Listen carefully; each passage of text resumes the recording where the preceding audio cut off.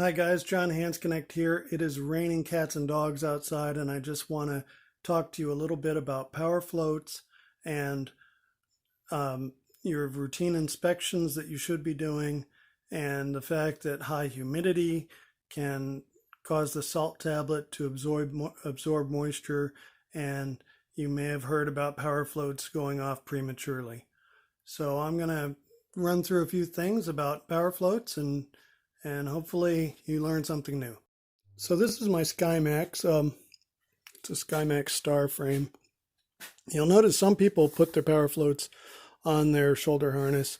I have my reserve bridle attached there. I don't like to really have this much bulk on the harness, so I mount mine to the side of the frame.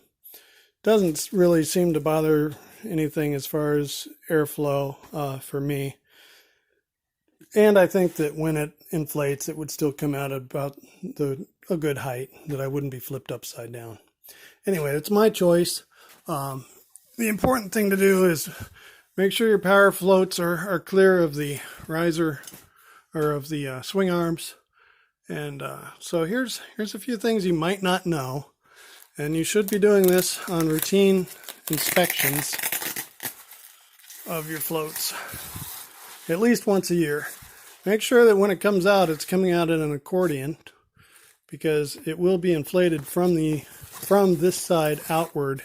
And if this were rolled or anything like that, there's a chance that the cylinder releases the CO2 and the float would just burst because it can't get out and unroll this thing.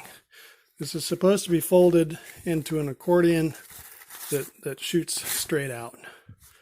Okay. Also, you can blow in here to inflate it. Make sure there are no leaks about once a year. Also, on the outside, you're just inspecting. Make sure no snails or spiders have climbed in and gunked up the works. Now, I don't know how many of you know this, but if it has not gone off, you can unscrew this cartridge at any time. All right, I'm just spinning the cartridge counterclockwise. The only thing that you got to watch out with when dealing with this power float is accidentally pulling on this cord. That would release the spring, and it pierces the cartridge. Here's the tip of the cartridge. You can see this one has not been pierced, so the assumption is that it's full. If you want to, you can weigh it, and it gives a gross weight that if it's full of 25 grams of CO2, it's going to have a gross weight of 113 grams, 113 and a half. That's the minimum measurement you should see if you're curious whether this still has its full charge of CO2 in it. Another thing is, this is the salt tablet section right here. This can be unscrewed at any time, even if the even if you leave the cylinder on. So sometimes, if I have my this is my paramotor right now is mounted to my hitch receiver. If you can see, that's just my hitch receiver. And if I'm ever driving down the road and it starts to rain, there's two things I hop out of my car and immediately do. I cover my reserve with a bag, and I go into these power floats and I unscrew the salt tablets. And some of you who don't store your paramotor in a dry environment, you could unscrew these salt tablets and take them inside the house with you so they're not absorbing moisture. But if you do that, and if you repack this, there's a chance you could go flying without the salt tablet installed, and it would not automatically inflate, but you could still manually inflate if you still had your CO2 cylinder installed. But what I do is store it. If I've removed it from my paramotor, I store it inside my helmet. So when I go to grab my helmet, the salt tablets fall out, and I know that I've got them. Now, these happen to be expired. And it's just out of expiration, 09 of 2019.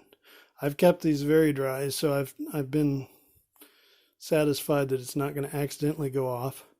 But what happens is the salt tablet in here absorbs moisture through this side, or water through that side if you've landed in water, and it destroys the mechanism. The salt just dissolves, and a big spring pushes this plunger out, and that's what then slams the pin into your CO2 cartridge, and the gas is released. So I just wanted to point out those couple things. You can store your salt tablets inside. You should replace this by its replace date. You do not have to purchase an entire kit that has the cartridge and the salt tablet.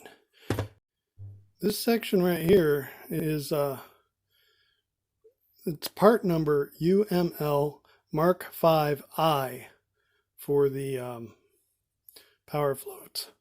And there is a place on eBay you can get them for 10 euros a piece on eBay, and that's about $13, I guess, US.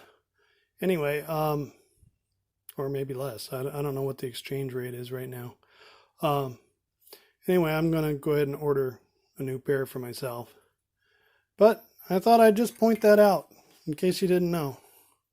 All right, hope this helps somebody. All right, bye.